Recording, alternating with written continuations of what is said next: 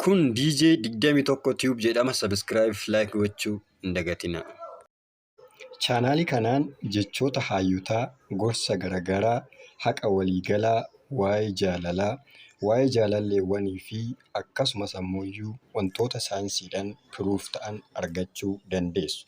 Kanaaf qophiiwwan kanneen kana fakkaataniin gammaduu yoo barbaaddan subscribe fi like gochuudhaan miseensa YouTube kanaa akka taatan isin affeerra.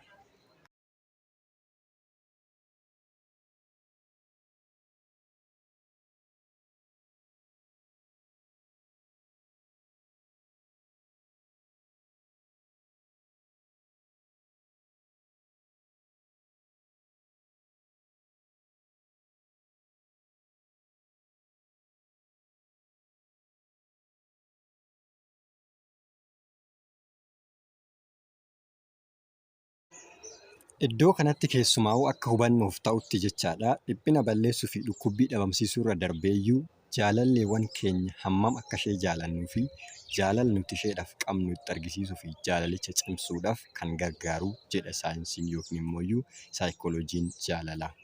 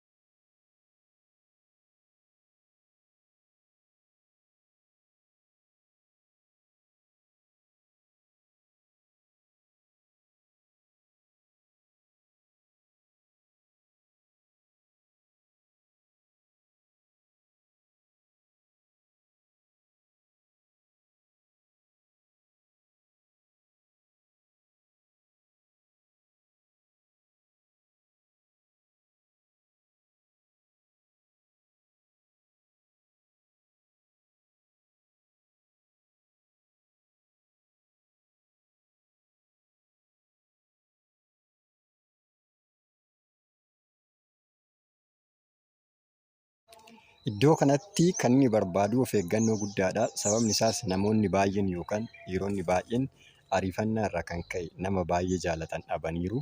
Kanaafuu dubara tokko erga jaalatteen booda, erga jaalala qabsiisteen booda ofii keetii sekondii 8 keessatti jaalalatti kufuu dandeessa.